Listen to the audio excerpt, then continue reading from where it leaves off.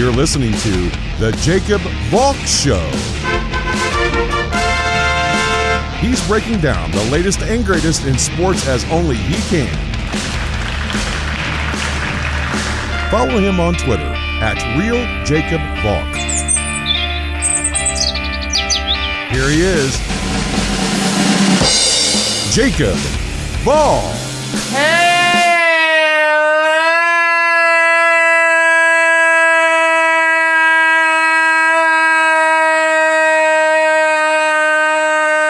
Hello, sports fans. Welcome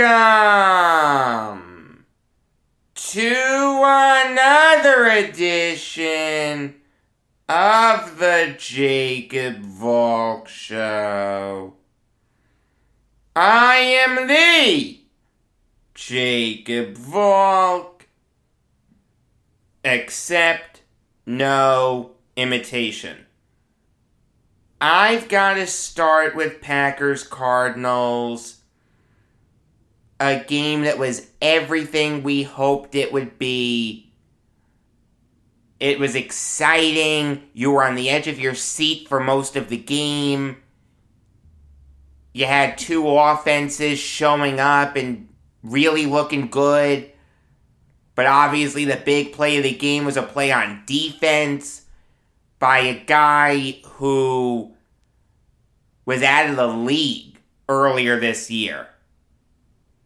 That game was absolutely everything you hoped it would be. Were those offenses the best that I've ever seen? No. In fact, it's not even the best I've seen them play this year. But overall, they looked really good. Like, both offenses played well enough to win. There's no question about that. Aaron Rodgers kind of dialed it back a little bit. He knew he couldn't be crazy aggressive with no Devontae Adams, no Allen Lazard, and no Marquise Valdes-Scantling.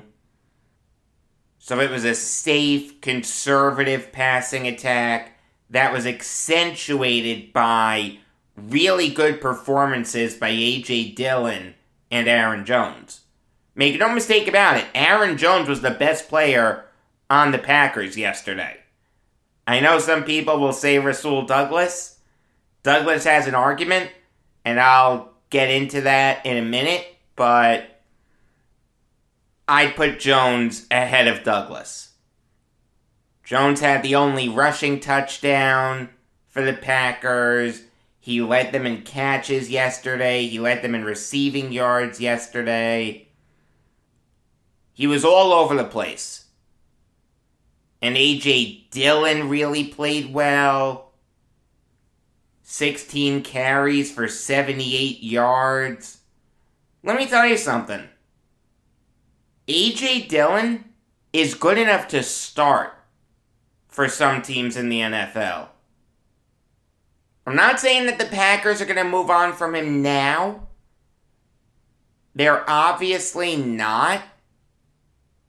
But in the offseason, I could see a team approaching the Packers about Dillon.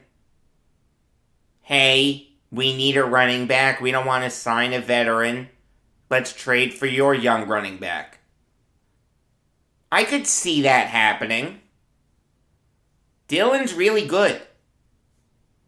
And Rodgers was cerebral, made, no mistakes.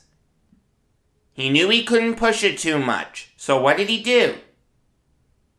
He threw short passes, threw balls that were easy to catch, and when they needed big plays, they handed the ball off to Jones. They handed the ball off to Dillon. That may be the easiest game plan that Aaron Rodgers has ever had. Matt LaFleur called an outstanding game. Rodgers made great decisions, executed it perfectly. I was really impressed with the Packers offense as a whole. The Cardinals offense looked good too. Like, Kyler Murray played well. Aired the ball out a lot. Knew when to tuck it and run. Knew when to dump it off short. His stat line doesn't look that impressive. No passing touchdowns and 2 interceptions. Totally get that. But if you use your eyes, the eye test doesn't lie. Murray wasn't bad. Was it the best game I've ever seen Kyler Murray play? No. But he played well enough to win. The 2 interceptions were not his fault. The first one was a short pass to Rondale Moore that Moore tipped up in the air, and Henry Black was able to corral it. 5 plays later, the Packers scored a touchdown. I'll tell you one thing that really impressed me, the aggressiveness by these coaches. The Packers went for it on 4th down 4 times. The Cardinals went for it on 4th down twice. The Cardinals went 2 for 2. The Packers went 2 for 4. I mean, you see the criticism on Twitter after teams punt it on 4th and short or 4th and whatever at midfield or something like that. It helps to go for it when you have Aaron Rodgers or Kyler Murray as your quarterback. Like, if it's 4th and 4 and you have Mike White as your quarterback and you can kick a field goal, you're not going for it. That's just not happening. So I applaud both coaches for their aggressiveness. They have great quarterbacks, and they use them. Now, after the Black interception, touchdowns were scored on 4 straight drives. The Packers made it 17-7 on the first Randall Cobb catch. The Cardinals made it 17-14 on the first James Conner touchdown. The Packers made it 24-14 on the second Randall Cobb catch. The Cardinals made it 24-21 after the second James Conner run. That last touchdown was scored with 10 minutes and 45 seconds left in the 4th quarter. There's no way on this earth that anyone watching that game thought that would be the last bit of scoring in that game. But it was. The Packers got the ball at their own 25. They marched down the field, took a lot of time off the clock.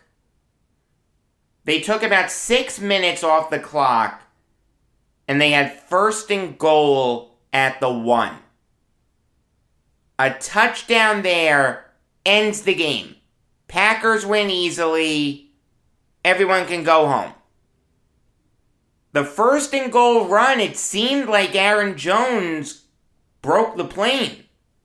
It seemed like that was a touchdown. Obviously, it was reviewed.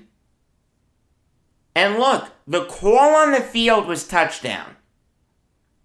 You need to have indisputable video evidence to overturn a call on the field. You cannot tell me that there was indisputable video evidence to overturn that call. I don't know how the referees overturned that call. But whatever. 2nd and goal at the 1. Jones gets stood up. The Packers take a delay of game penalty. They didn't have a timeout left. They had 3rd and goal at the 5. Rodgers scampered for 4 yards to make it 4th and goal at the 1. He tried to get Randall Cobb his 3rd touchdown of the game. It wasn't meant to be. So, okay. The Cardinals have some life here. You heard Joe Buck and Troy Aikman say this on the broadcast. They were 100% right. The touchdown being overturned meant that the Packers could just take more time off the clock. The only way that would have been beneficial for the Cardinals would be if they kept the Packers out of the end zone. Somehow, some way they did. So the Cardinals get the ball at their own half-yard line. There's 3:23 left on the clock. They need to drive over 99 yards. Not 99. Realize. Inside the 1. So over 99. Let's call it 99 and a half yards. To score a touchdown, win the game, and keep the unbeaten season alive. All looked bleak when the Cardinals had 3rd and 10 at their own half-yard line. Then Kyler Murray completed a pass to A.J. Green. He was wide open over the middle of the field. Then he completed a pass to Christian Kirk. Before you knew it, there's 2 minutes left on the clock. The Cardinals have the ball at midfield. There's a muffed snap a couple plays later. The Cardinals have 2nd and 18. Murray completes a short pass to Chase Edmonds while facing a ton of pressure. Edmonds was able to run for 22 yards after the catch. So from 2nd and 18 at the Packers' 40, the Cardinals had 1st and 10 at the Packers' 18. A couple plays later, they had 1st and goal at the Packers' 8. Chase Edmonds ran the ball for a few yards, 2nd and goal at the Packers' 5. Murray takes the snap, sees A.J. Green one-on-one with Rasul Douglas. Green never saw that ball. I don't know what on earth happened there, but A.J. Green never turned for that football. Instead, Douglas was able to tip it to himself, get the interception, and seal the game for the Packers. So my pick looked foolish, although I did say to my buddy Jim that you should take the under in this game and the Packers would cover the spread. I was right there. I was wrong on the money line, but I was right that the Packers would cover the spread and that you should take the under. In all fairness to me. It defies all logic how A.J. Green didn't turn for that football. The only thing that I could think is that that play was designed for someone else. I mean, Christian Kirk was running a drag route right in front of the end zone. If he could have gotten a little more space on Darnell Savage, that's an easy touchdown. Maybe the play was designed for Kirk? Maybe the play was designed for Zach Ertz to just box out his man and sit in the end zone with the ball? Use his leverage and use his strength to just secure the ball maybe AJ Green wasn't the designed target, and Kyler Murray saw AJ Green versus Rasul Douglas one-on-one and decided, you know what, I'm going to trust my veteran wide receiver. I'm going to trust my future Hall of Famer in AJ Green. Yeah, AJ Green's probably going into the Hall of Fame. 7-time Pro Bowler. He's going to have over 10,000 receiving yards. He's a future Hall of Famer. The only thing that I can think of is that Green just wasn't the design target there. He knew that. Kyler Murray saw one-on-one and couldn't resist. He had to get rid of the ball quickly because he was facing pressure. And he wanted to let his receiver make a play. But even if that's what happened, and I don't know if it was, even if it was, how do you not turn around and locate the football? How do you have no idea that the ball is coming for you? Not for nothing, but Kyler Murray threw a good football. If AJ Green had played that correctly, that's an easy touchdown. I mean, I'd expect something like that from a younger wide receiver. From someone like Rondale Moore or Antoine Wesley, someone like that. AJ Green, someone who's been in the NFL since 2011? I can't accept that. You think Kyler Murray missed DeAndre Hopkins on that play? If DeAndre Hopkins is lined up on Rasul Douglas, that's an easy touchdown. But Hopkins got banged up early, only had 2 catches, missed a lot of the game. At the end of the day, it's the right decision. If you're facing pressure, you can't take a sack there. Lob it up and trust your receiver to make a play. Murray threw a good football. If AJ Green wasn't the intended target, he still needs to look back and see what's going on, doesn't he? He can't just be a bystander and let Rasul Douglas do whatever he wants. That was a terrible job by Green. Great play by Rasul Douglas. I'm really happy for him. He was actually cut by the Cardinals earlier this year. I remember in an earlier Madden game, I traded for Rasul Douglas, and he got really good. It didn't seem like life would imitate art, but if Douglas keeps this up, he'll turn into a really good corner in this league.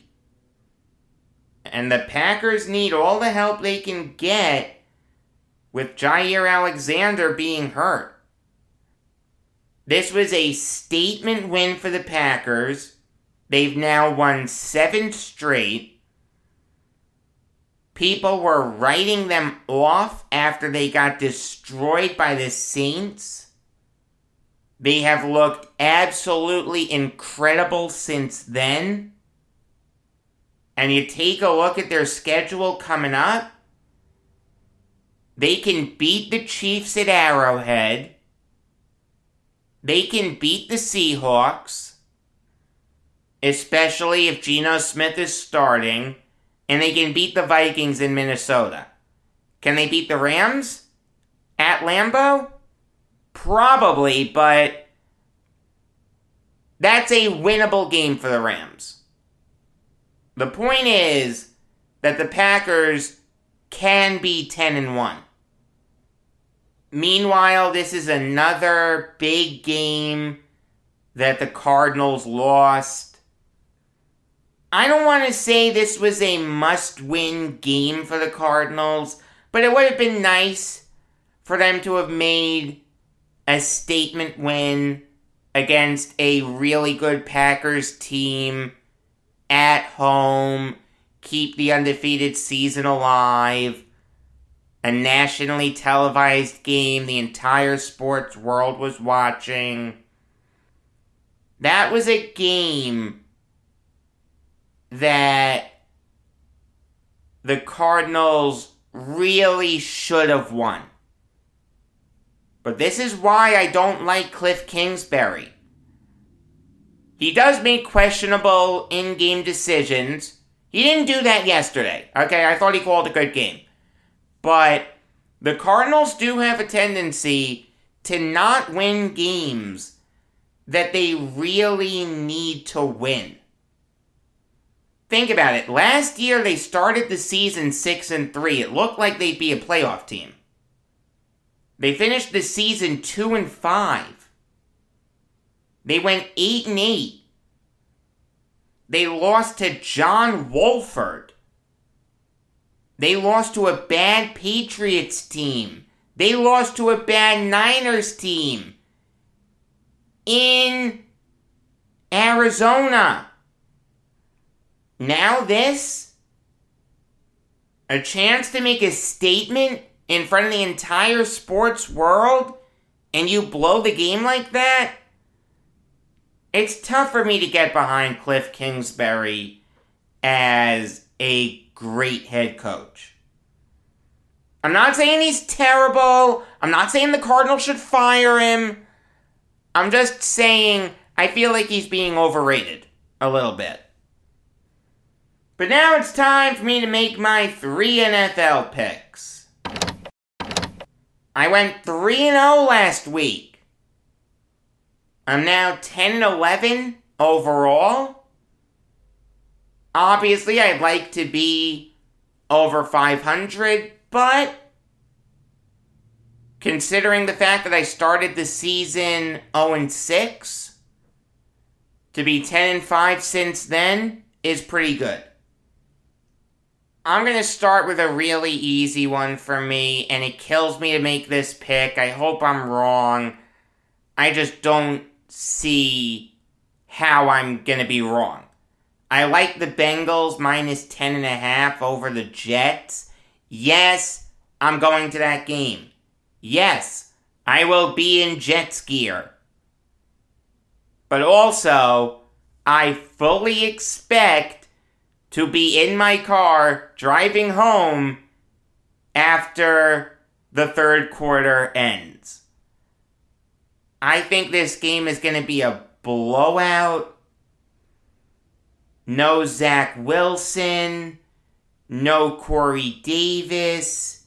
CJ Mosley's banged up with a hamstring injury. The Bengals are one of the best teams in the NFL. The Jets are playing their backups. I understand the minus 10.5 is a big spread, but this is going to be a 2-touchdown win for the Bengals. This could be more than a 2-touchdown win. This game could be over at halftime. I'm going to try to make it through 3 quarters, but oh man, that's going to be tough. The only reason why I'm sort of kind of looking forward to going to this game is that I'm going to see friends of mine, John and Richie, that I don't see a lot. So shout out to them. Those guys are awesome. I'd love to see them more, but I wish it was for a better occasion. As much as it kills me to say, give me the Bengals minus 10.5. As for my upset, I like the Titans plus 2.5 over the Colts. I was debating between them and Cowboys-Vikings. But at the end of the day, the Vikings are better than the Colts. I'm really not sold on the Colts this year. They're 3-4. You take a look at the teams they've beaten. It's not impressive. It's the Dolphins, Texans, and 49ers. Carson Wentz looks really good. Give Frank Reich a ton of credit for righting his ship. Okay? I like Wentz. I like that his ship is pointed in the right direction. But I think the Titans are the better team. The last time these teams played was week 3. It was in Tennessee. The Titans won 25-16. I understand that this game is at Lucas Oil Stadium. But all in all, I just feel like the Titans are the better team. I expect them to cover this spread and even win this game. So give me the Titans plus 2.5. And give me the Chargers -4 over the Patriots. The Patriots aren't good. Alright. We're dealing with some really overrated teams here in the Colts and Patriots. The Colts, I feel like people know they're not going to make the playoffs. So I don't have as much of an issue with them. I just think they're a little higher on the power rankings than they should be. I wouldn't put them in my top half. Maybe top 20.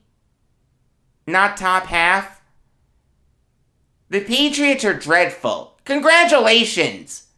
You beat up on a sorry Jets team. You know you've only beaten 2 teams this year? The Jets and the Texans. What am I supposed to do with that? And your win against the Texans wasn't even that good. You only won by a field goal. Mack Jones is going to turn into a game manager. He's not a franchise quarterback. I've seen nothing to convince me of his long-term future as a starting quarterback. Game manager, yes, but he strikes me as a Teddy Bridgewater type. A guy who's going to give you a chance to win, but you really need your defense to step up. The Patriots defense is not going to step up in LA against this really good Chargers team. I understand that last year when these two teams met, the Patriots destroyed the Chargers 45-0. But this is a much better Chargers team. Justin Herbert's the real deal. Mike Williams is finally turning into the wide receiver that we all hoped he'd be. Austin Eckler's really good. Keenan Allen's really good, obviously. There's no way that the Patriots are going to keep this game to less than a touchdown. Give me the Chargers -4. So my picks are Bengals -10.5, Titans +2.5, and Chargers -4. Alright, now I'll give you some MLB Valk talk. It's time to preview Game 3 of the World Series. Luis Garcia will go up against Ian Anderson. Garcia got shellacked his first 2 starts in this postseason. But in the deciding Game 6 of the ALCS, he was great. Pitched 5 2/3, only gave up 1 hit, only gave up 1 walk. The Red Sox couldn't hit him to save their lives. He throws 5 pitches, fastball, cutter, slider, changeup, curveball. He's not a power pitcher by any stretch, but he can locate well, he can keep hitters off balance, he'll keep them guessing.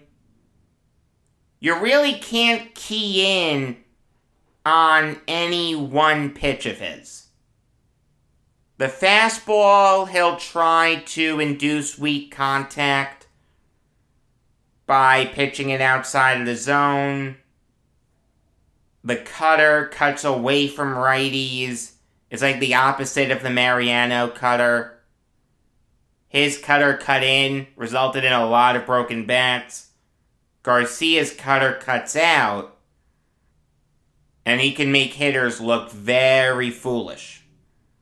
The slider dives low and outside to righties. It has absolutely vicious break. The changeup can dive low and outside to lefties. The curveball just sweeps through the middle of the zone. Garcia's an old school pitcher, very traditional in his approach to hitters. When he doesn't get his off-speed stuff working and he doesn't locate, that's when he can get into trouble. But against the Red Sox in Game 6, he was locating, his stuff was working. He was really, really impressive. As for Ian Anderson, he's about as untraditional of a starter as there is. He only throws 3 pitches. Fastball, changeup, curveball. Most pitchers, if they only have 3 pitches, they're going into the bullpen. But Ian Anderson makes it work. I really like Anderson.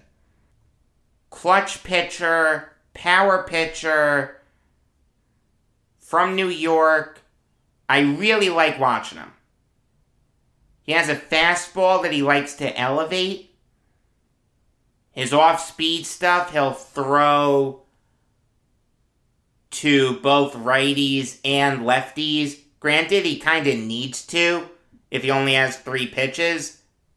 If you're a righty and you only need to sit on 2 pitches, or if you're a lefty and you only need to sit on 2 pitches, that makes life really easy for you. But most pitchers with their off-speed stuff, they tend to only throw it to righties or lefties, not both.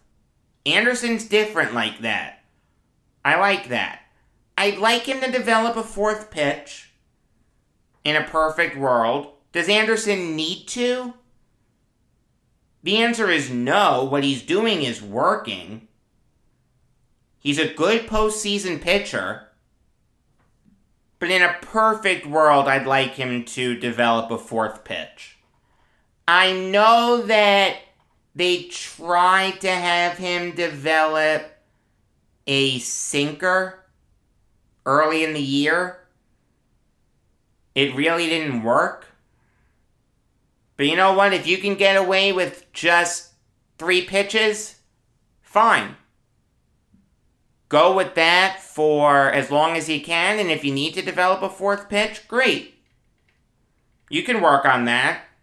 I trust Anderson to develop that if he really needs to. He just hasn't needed to.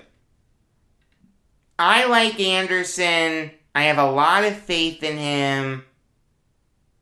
The Braves need to win this game if they're going to have a chance in this World Series.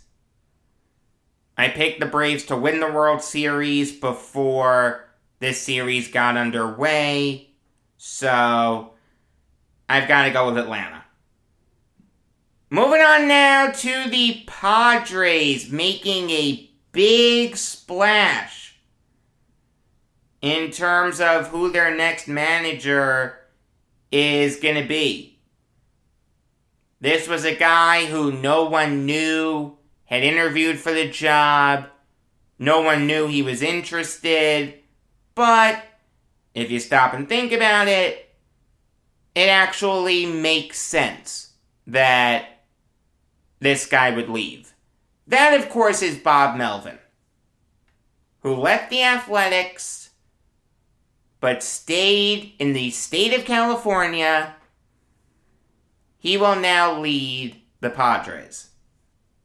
This is a good hire for the Padres. I don't think it's great. I understand why A.J. Preller did this, and I really like A.J. Preller. Alright, his last 2 hires were first-timers. Andy Green and Jace Tingler. Those guys did not work. So go with someone more experienced. Go with a guy like Melvin. A guy who's universally praised for what he does with that athletics team that puts no money into the club, that constantly trots out players that really aren't that good, that churns through talent like the Tampa Bay Rays, but somehow, someway, Bob Melvin keeps them competitive. Have the Athletics ever made a ton of noise with Melvin at the helm? The answer is no. There's no question about that, but they always overachieve. More often than not, they're in the playoff hunt. Bob Melvin's a really good manager. There's no question about that. Here's why I'm not crazy about this, though. And maybe this isn't on Melvin as much as this is the teams that he's had to work with. But Bob Melvin has no playoff success whatsoever. This guy never made it out of the ALDS with the Athletics. With the Diamondbacks in 2007, they swept the Cubs in the NLDS, only to then get swept by the Rockies in the NLCS. This is a Padres team that really needs to go on a big run in the playoffs sooner rather than later. Is Bob Melvin the right guy to do that? I don't know.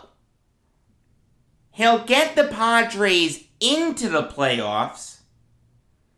There's no question that the Padres would have been better last year if Bob Melvin was in the dugout instead of Jace Tingler. Would they have made the playoffs? I don't know. But they would have been a lot better. And the Padres certainly can make the playoffs next year. They have the talent for it. We all know that. But it's not enough for them to just make the playoffs. With the roster that they have, they've got to go on a big run. I understand that Padres fans are starved for playoff success. The last time they made it out of the NLDS was 1998. So yeah, maybe their fans would be okay with just making the playoffs and then letting the chips fall where they may. But as an outside observer, I look at that roster and I see guys like Eric Hosmer, Jake Cronenworth, Fernando Tatis Jr., Manny Machado, Joe Musgrove, Yu Darvish, Blake Snell, etc., etc. And I want more. I want that team to do more. Will Bob Melvin do that with this team? I don't know. I'm not saying he won't.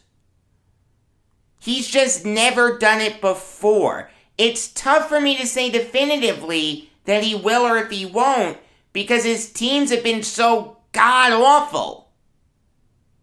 You put anyone else in that Athletics dugout, those teams don't have a prayer of playing meaningful baseball in October. I mean, this is a terrible job by the Athletics to let him go. The thing is, though, this is what they do. Whenever people want a lot of money, they just let him go. I mean, I'll say this. As bad an owner as John Fisher is, and he is a terrible owner, one of the worst in all of baseball. I kinda applaud him, Billy Beane, and David Forst for letting Melvin leave. For letting him go to greener pastures. We know that the Athletics' future is murky. We don't know where their long-term home is. Is it in Oakland? Is it somewhere else in the Bay Area? Is it Las Vegas? Is it Montreal? Is it Nashville? I mean, I'll say this. Bob Nightingale of USA Today said that the Athletics are gonna slash payroll. Do they need to? No, but they love to slash payroll. So, look. Do right by a well-respected baseball mind in Bob Melvin. Let him go to a team that has a chance to do special things in the playoffs. That's actually a good job by the Athletics, but should they have let him go? No. Should they be slashing payroll? No. Should they be aggressive in adding talent? Yes. Should they figure out their long-term future? Yes. But there's no point in getting upset about it. This is what the Athletics have done for years. Nothing I say is going to change it. I do feel sorry for Athletics fans, though. I actually know someone that stopped rooting for the team, that just couldn't take it anymore. I don't blame him. You're in the playoff hunt every year. Instead of doubling down on it, you cut payroll, you pinch pennies. The over-reliance on sabermetrics is sickening. The Athletics are a joke.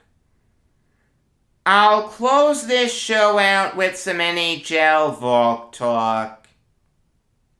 And I'll start with a story that I've avoided talking about, but I really can't avoid it anymore. The Chicago Blackhawks scandal.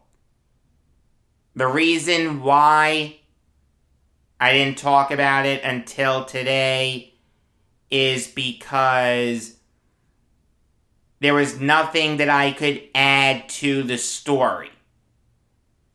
I don't like talking about stories where there's really no meat there. Like, this story was more of a news story, not a sports talk story.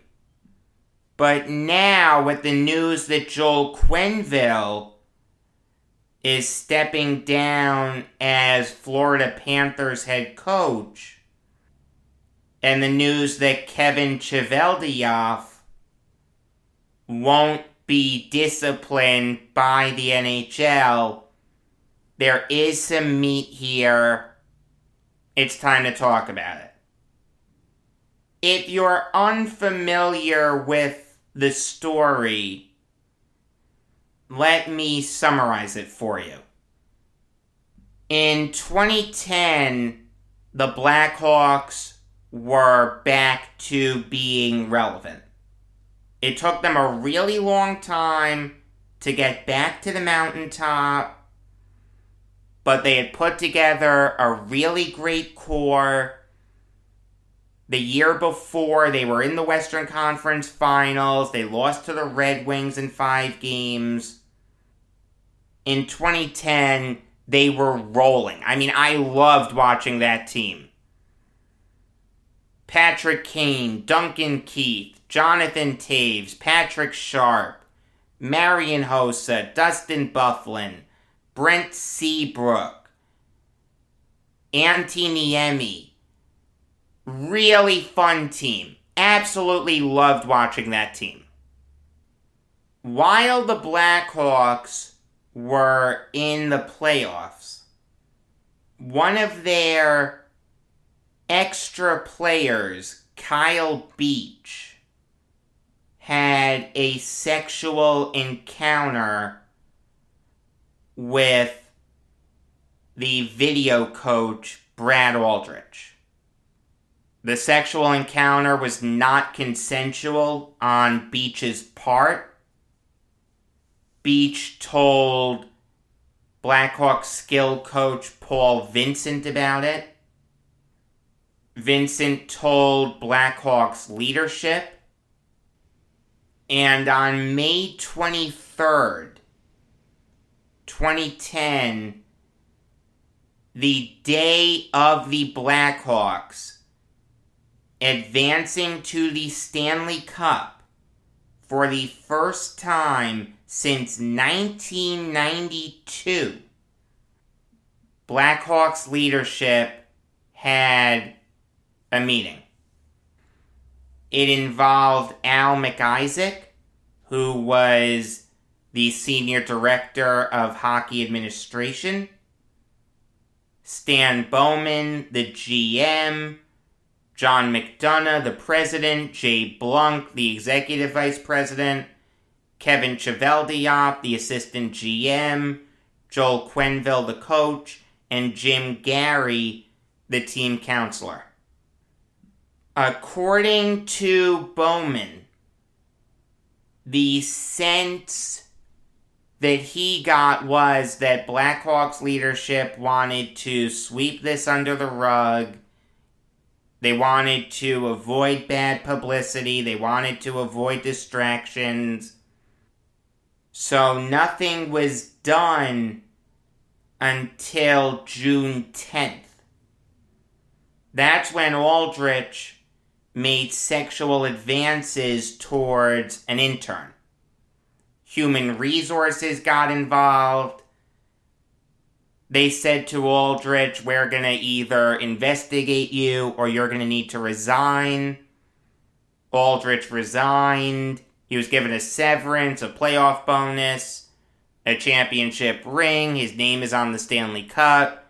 He spent a day with the Cup.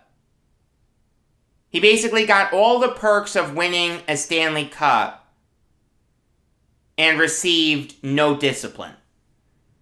After Aldrich left the Blackhawks, he went to Miami of Ohio, served as their director of hockey operations, continued his predatory behavior, spent time in jail.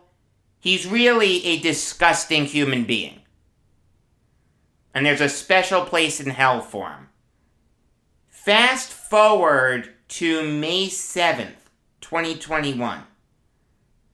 John Doe 1, who we later found out was Kyle Beach. He came forward and said, this is me. I'm John Doe 1. I'm going public with this. Filed a lawsuit against the Blackhawks for not punishing Aldrich. The Blackhawks hired their own investigator. Earlier this week, Stan Bowman and Al McIsaac stepped down after a 107-page report was made public. Yesterday, Joel Quenneville resigned. Kevin Cheveldayoff isn't going to be forced to resign. There's a lot to unpack here. Firstly, Kyle Beach has incredible courage for coming forward and saying, this was me, this is what happened to me, I'm putting my name and face out there. He's the true champion. Not Jonathan Taves, not Patrick Kane, not Joel Quenneville, not Stan Bowman, no one. Kyle Beach is the true champion here. I mean, the reality is, the Blackhawks doing nothing to stop Aldrich resulted in his predatory behavior continuing. If Aldrich had been disciplined correctly, he never would have gotten to Miami of Ohio. He never would have gotten to a high school team in Michigan. He wouldn't have assaulted that intern. None of this would have happened if Kyle Beach's allegation had been taken seriously. Unfortunately, it wasn't, and that's what happens all too often in these cases, and it's sickening. It needs to stop. It allows these predators to stay in positions of power. It's why I got so upset at ESPN for sitting on the Jared Porter story. How long did you have that and you did nothing about it? Sickening. Absolutely sickening. I mean, I understand wanting to conduct a full investigation and not rushing into something. At the end of the day, false allegations are a thing. But the fact that the Blackhawks decided not to do anything because they didn't want it to distract from their Stanley Cup run is sickening. At the end of the day, being a decent human comes before being a great hockey team. Humanity is more important than sports. And the Chicago Blackhawks decided to sit on this and do nothing. Now, what I'd love to know is how that decision was ultimately reached. During that staff meeting, who ultimately made the decision to brush this under the rug? We'll never know for sure. I find it kinda hard to believe that Joel Quenneville would have that power. At the end of the day, if Quenneville was told by his bosses, we're not going to do anything about this, we want to avoid bad publicity, he can't go to his team. Maybe it's the right thing to do from a human perspective, but at the end of the day, if your boss says to do something, it's tough to countermand that. I find it very hard to believe that Joel Quenneville had the power to say, yeah, we're not going to do anything about this. I even find it a little hard to believe that Stan Bowman would have that power. He's the GM. He's in charge of hockey-related decisions, not human resources. I mean, I guess he's more responsible than Quenneville, but I don't know if the final decision would rest with him. I don't know. I don't know what the organizational structure was for something like this in 2010 for the Blackhawks. There's no question that it was handled incorrectly. There's no question that the structure in place didn't work. I just don't know what people were intimately involved in that. If Bowman and Quenneville were, then yeah, they deserve to resign. Remove their names from the cup, blackball them from the NHL. I totally get that. But logically, if I'm using my noodle, I find it hard to believe that Quenneville would have that power. Bowman, maybe. Kevin Cheveldayoff, absolutely not. And that's a good job by Bettman in sorting that out. At the end of the day, innocent people can get swept up in this and be forced to resign. It seems like Cheveldayoff isn't going to have to do that. I like that. Quenneville, I just don't know. That's the thing that I'm really struggling with. Did he really have the power to say, let's not do this? I mean, him saying he wanted to ensure that his team had no distractions is a terrible mindset. Okay, that's wrong. He shouldn't have thought that. But at the end of the day, he can be overridden by his superiors, right? He's allowed to have his view, however wrong it is. But can't he be overridden? Can't his bosses say, yeah, no, we're going to do this anyway? I don't know.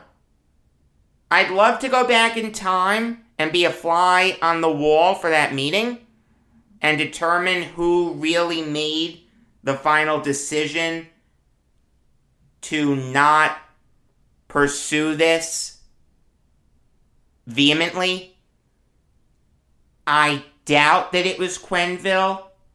It definitely wasn't Cheveldayoff. It may have been Bowman.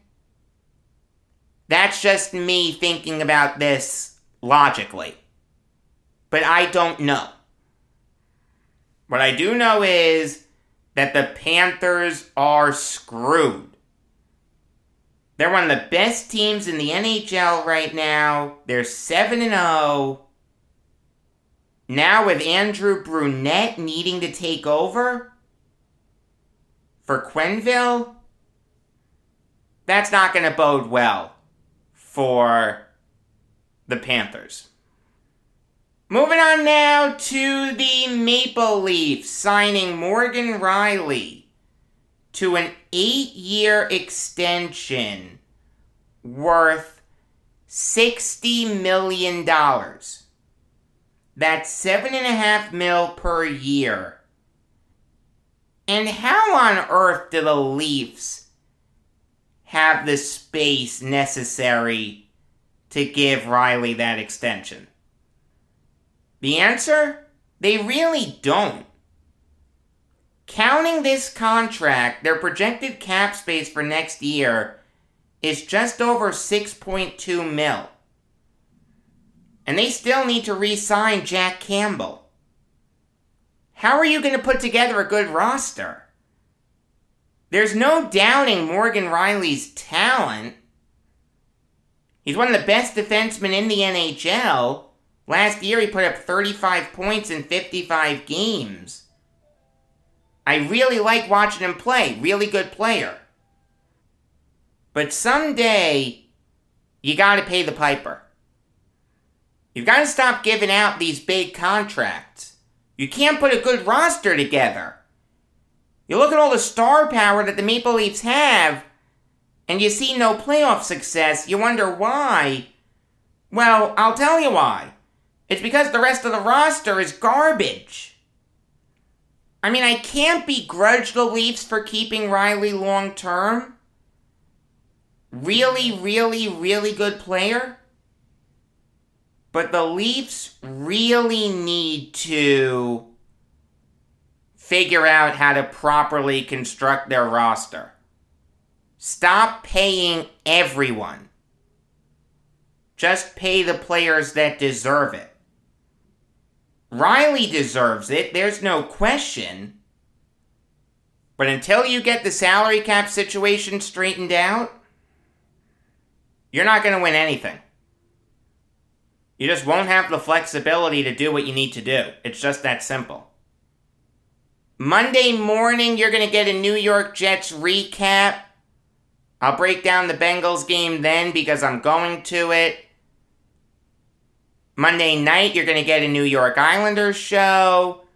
Regular episodes of the Jacob Valk show come your way every weekday afternoon. Yes, that includes Election Day. Please, please, please go out and vote. I don't care if it's not a presidential election. Your vote matters. Until next time, I'm Jacob Valk, and always remember, if you disagree with me, you're wrong.